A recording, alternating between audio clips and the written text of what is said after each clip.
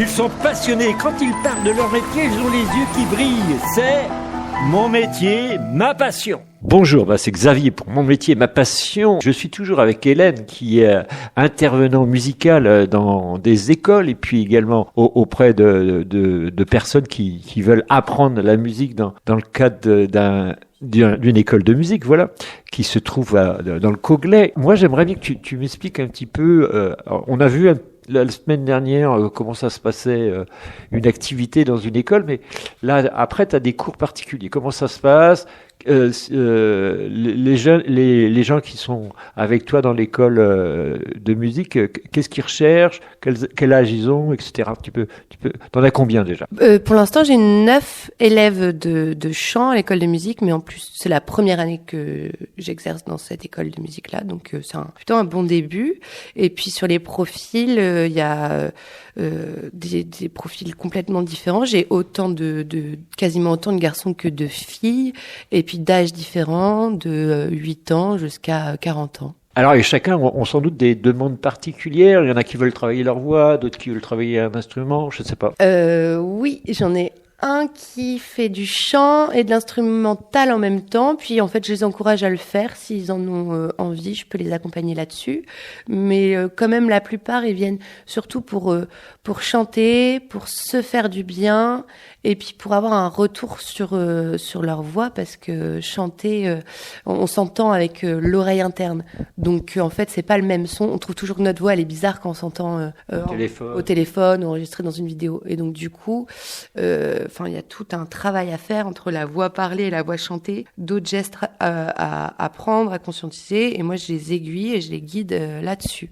Et puis à l'école de musique, ils peuvent aussi prendre des cours de formation musicale pour comprendre comment marche la musique, comment jouer avec d'autres personnes. Alors leur objectif, c'est de chanter en public après, ou c'est vraiment une demande personnelle pour un plaisir personnel? Alors ça dépend des profils. Il y en a qui chantent parce que justement c'est difficile la voix, même parler en public, et ils vont servir du cours de chant pour se mettre plus à l'aise. Il y en a aussi qui ont envie de faire des spectacles et chanter avec d'autres gens. Il y a vraiment de tout. De temps en temps, ces personnes que tu suis, ils vont donc aller sur scène et se présenter. Ça se passe dans quel contexte? On fait des auditions à l'école de musique à peu près tous les 3 mois, où ils peuvent chanter devant les autres, montrer l'avancée de leur travail. Et puis aussi, je ramène mon home studio, et puis je peux les enregistrer, et puis après ça leur fait un petit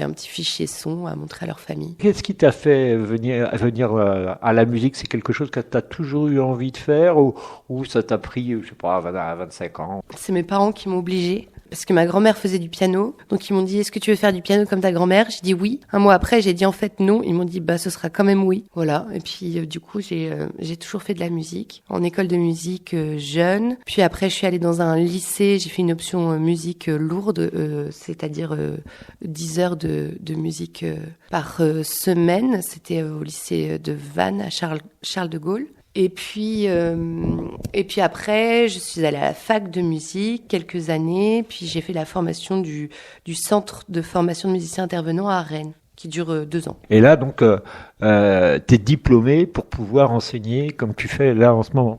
C'est ça. J'obtiens mon diplôme, j'exerce 1 an, et puis après, j'arrête pendant plusieurs années. Je vais en Auvergne, je m'occupe de moutons, de brebis, je fais du pain, et puis je fais des enfants. C'est pas mal. Voilà. Et là, t'es revenu un petit peu dans la région, là, et puis je sais aussi que en dehors de ton travail d'intervenant musical, tu fais des concerts, etc. T'as des projets professionnel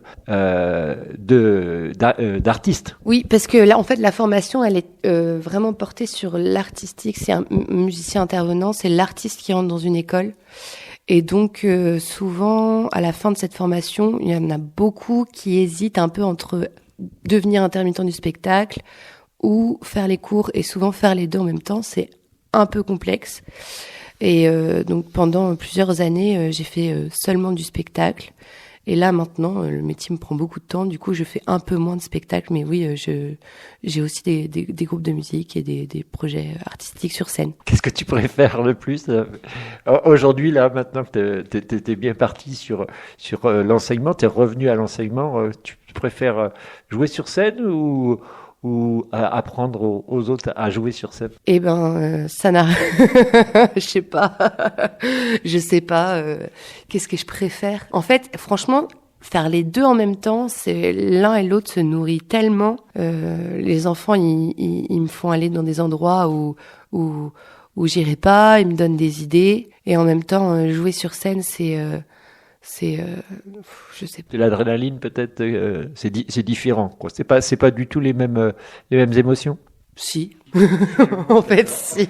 Si, parce que quand t'es devant des enfants et que tu as envie de leur faire découvrir une musique que tu aimes, et ben, tu leur fais un petit peu un spectacle aussi, de la même manière. Et puis, on se sent peut-être moins seul quand on travaille avec les enfants que quand on est tout seul sur la route à faire des concerts avec un public qu'on voit juste une heure. Qu'est-ce que tu aurais envie de dire de plus sur ton métier ou ton parcours pour aider les gens qui voudraient faire, par exemple, un intervenant musical, par exemple, il faut absolument passer par le diplôme que tu proposes, que tu as fait, ou il y a d'autres chemins? Eh bien, non, je crois qu'il faut absolument passer par ce diplôme, en tout cas pour faire la musique à l'école.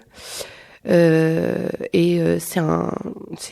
vraiment une super formation, hyper riche, hyper intéressante, que je conseille fortement.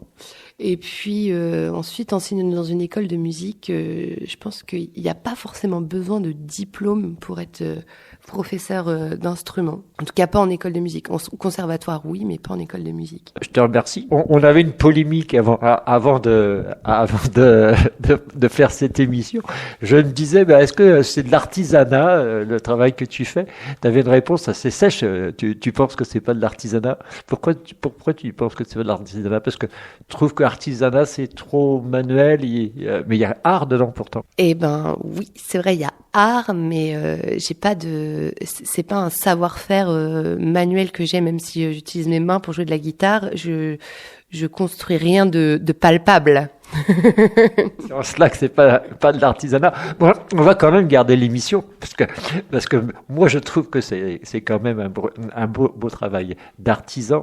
Hein, puisqu'on vous construisez des choses. Alors, vous modelez des choses. C'est des fois des esprits, ce qui est souvent beaucoup plus difficile que de modeler un outil. Eh ben, je te remercie, Hélène, et puis je vous dis à la semaine prochaine pour un nouveau métier d'artisanat. Et puis, je vous dis, portez-vous bien pour cette semaine. Au revoir. Au revoir.